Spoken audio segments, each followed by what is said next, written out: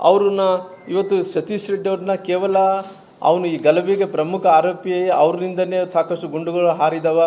ಜನಾರ್ದನ್ ರೆಡ್ಡಿ ಅವ್ರ ಮೇಲೆ ಕೂಡ ಗುಂಡು ಹಾರಿಸಿದಾರ, ಮತ್ತು ಅಲ್ಲಿಂದ ಭಾಳಷ್ಟು ತ್ರಾಸಾಗಿದೆ, ಮನೆ ಮೇಲೆ ಪೆಟ್ರೋಲ್ ಬಾಂಬ್ ಹಾಕಿದ್ದಾರೆ ಅಂತ ಹೇಳಿದ ನಂತರ ಕೂಡ ನಾರಾ ಭರತ್ ರೆಡ್ಡಿ ಗುಂಪಾಗಿ ಕರ್ಕೊಂಬಂದು ಗನ್ಮ್ಯಾನನ್ನು ಅವ್ರ ಗನ್ಮ್ಯಾನಿಂದನೇ ರಾಜಶೇಖರ್ ಅವ್ರನ್ನ ಶೂಟ್ ಮಾಡಿದ ನಂತರ ಕೂಡ ಇವತ್ತು ಅವ್ರನ್ನ ಎಲ್ಲಿ ಅರೆಸ್ಟ್ ಮಾಡ್ತಾರನ್ನಂಥ ಒಂದೇ ಒಂದು ಕಾರಣದಿಂದ ಇವತ್ತು ಅವ್ರು ಏನಂದರೆ MLA ಅವ್ರನ್ನ ಅರೆಸ್ಟ್ ಮಾಡಿದರೆ ನಮ್ಮ ಸರ್ಕಾರಕ್ಕೆ ಕೆಟ್ಟ ಹೆಸರು ಬರುತ್ತೆ ಅನ್ನೋಂಥ ಕಾರಣದಿಂದ ಇಲ್ಲಿ ತನಕ ಆಗಿದೆ.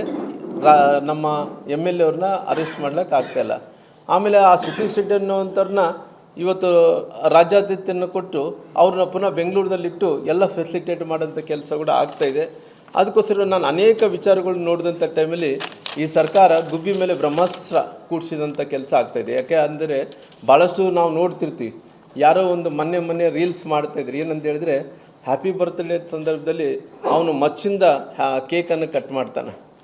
ಆ ಮಚ್ಚಿಂದ ಕೇಕನ್ನು ಕಟ್ ಮಾಡಿದಂಥವ್ರನ್ನ ಹುಡುಕಿ ಅರೆಸ್ಟ್ ಮಾಡಿಸೋಂಥ ಕೆಲಸ ಮಾಡ್ತಾರೆ.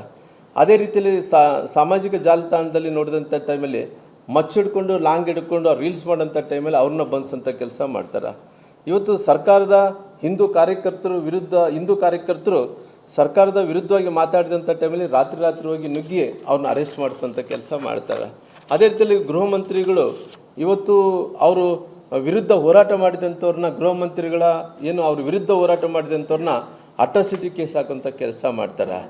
ಸ್ವತಃ ಇವತ್ತು SP ಆದಂಥ ಸೂಪ್ರಿಂಟೆಂಡೆಂಟ್ ಆಫ್ ಪೊಲೀಸ್ ಅವರು ಕೂಡ ಅವ್ರ ಗಾಳಿಯಲ್ಲಿ ಗುಂಡು ಹಾರಿಸ್ಬೇಕಾದ್ರೆ ಕೂಡ ಅವ್ರ ಗೃಹ ಮಂತ್ರಿಗಳ ಪರ್ಮಿಷನ್ ತೊಗೊಂಡಂಥ ಪರಿಸ್ಥಿತಿ ಬಂದಿದೆ. ಹಂಗಾಗಿ ಇವತ್ತು ನಾನು ಸರ್ಕಾರಕ್ಕೆ ಒತ್ತಾಯನ ಮಾಡ್ತೇನೆ.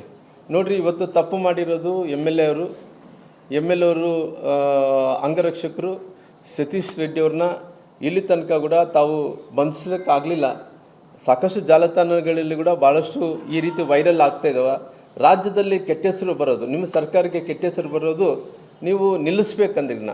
ಇವತ್ತು ನೋಡಿ 90% ಪಬ್ಲಿಕ್ ಇದು ಏನು ನಾರಾ ಭರತ್ ರೆಡ್ಡಿ ಅವರು ಶಾಸಕರು ಏನು ಜನಾರ್ದನ್ ರೆಡ್ಡಿ ಮನೆ ಮೇಲೆ ಏನು ಗುಂಡಾರಿಸಿ ಈ ರೀತಿ ಗಲಭೆ ಮಾಡಿ ಇಷ್ಟೊಂದು ಸಾವುಗೆ ಕಾರಣ ಆಗಿದ್ದಾರೋ, ನೀವು ಅಕಸ್ಮಾತಾಗಿ ಅರೆಸ್ಟ್ ಮಾಡಲಿದ್ರಿನ ಇನ್ನೂ ಭಾಳಷ್ಟು ಕೆಟ್ಟ ಹೆಸರು ಬರೋಂಥ ಕೆಲಸ ಆಗುತ್ತೆ. ಅದಕ್ಕೋಸ್ಕರವಾಗಿ ಸರ್ಕಾರನ ನಾನು ಒತ್ತಾಯ ಮಾಡ್ತೀನಿ. ಈ ಗುಂಡಾರಿಸಿದಂಥ ವ್ಯಕ್ತಿ ಅವ್ರನ್ನ ಅರೆಸ್ಟ್ ಮಾಡಿದರೆ ಇನ್ನೂ ಸಾಕಷ್ಟು ಮಂದಿ ಗುಂಡಾರಿಸಿದಂಥವ್ರು ಕೂಡ ಮೊನ್ನೆ ಕೂಡ ಏನೇನಾಗಿದೆ, ಯಾವ ರೀತಿಯಲ್ಲಿ ರಾಜಶೇಖರ್ ಅವ್ರನ್ನ ಕ್ರಿಯೆ ಸಂದರ್ಭದಲ್ಲಿ ಅವರನ್ನು ಯಾವ ರೀತಿಯಲ್ಲಿ ಅಂತ್ಯ ಸಂಸ್ಕಾರವನ್ನು ಮಾಡಿದಾರೆ, ಯಾಕೋಸ್ಕರವಾಗಿ ಸುಟ್ಟಾಕಿದ್ದಾರೆ ಅನ್ನೋಂಥ ವಿಚಾರವನ್ನು ಕೂಡ ಎಲ್ಲ ವಿಚಾರಗಳು ನಾನು ತಿಳಿಸಿದ್ದೀನಿ.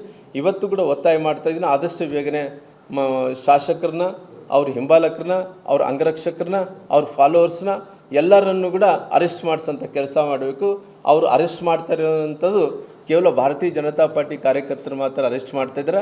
ನಿನ್ನೆ ಕೂಡ ತಹಸೀಲ್ದಾರ್ ಕೋರ್ಟಿಗೆ ಹೋಗಬೇಕು ಅಂತೇಳಿ ಸಾಕಷ್ಟು ಒಂದು ದೊಡ್ಡ ಲಿಸ್ಟನ್ನು ಕಳಿಸಿದ್ದಾರೆ. ಆ ದೊಡ್ಡ ಲಿಸ್ಟಲ್ಲಿ ಇವತ್ತು ನೋಡಿ ಯಾರನ್ನೇ ತುಂಬ್ಯಾರ. ಸ್ವತಃ ನಮ್ಮ ಕುಟುಂಬದಲ್ಲಿದ್ದಂಥ ನಮ್ಮ ಅಕ್ಕ ತಂಗಿಯಂದ್ರನ್ನ, ನಮ್ಮ ಕುಟುಂಬದಲ್ಲಿದ್ದಂಥ ಭಾಳಷ್ಟು ಮಂದಿ ಹೆಣ್ಮಕ್ಳನ್ನ, ಸಾಕಷ್ಟು ಮಂದಿ ಭಾರತೀಯ ಜನತಾ ಪಾರ್ಟಿ ಕಾರ್ಯಕರ್ತರಲ್ಲಿದ್ದಂಥ ಹೆಣ್ಮಕ್ಳನ್ನ ಎಲ್ಲರನ್ನೂ ಕೂಡ ಚೂಸ್ ಮಾಡಿ ವಾರ್ಡಲ್ಲಿ 2-3 ಚೂಸ್ ಮಾಡಿ ಇವತ್ತು FIR ಮಾಡೋಂಥ ಕೆಲಸ ಮಾಡಿದ್ದಾರೆ. ನಾವು ಕೂಡ FIR ಕೊಡಬೇಕು ಅನ್ನೋಂಥ ಯೋಚನೆಯನ್ನು ಕೂಡ ಜನಾರ್ದನ್ ರೆಡ್ಡಿ ಜೊತೆ ನಾನು ಬೆಳಿಗ್ಗೆ ಮಾತಾಡಿದ್ದೀನಿ. ಅವರು ಕೇವಲ ಸೇಡಿನ ರಾಜಕಾರಣ ಮಾಡೋಂಥ ಕೆಲಸ ಮಾಡ್ತಾರೆ. ಯಾರು ಈ ಗಲಭೆ ಇಲ್ಲೆಲ್ಲ ಅವ್ರು ಕೂಡ ಸೇರಿಸೋಂಥ ಕೆಲಸ ಮಾಡ್ತಾಯಿದ್ದಾರೆ.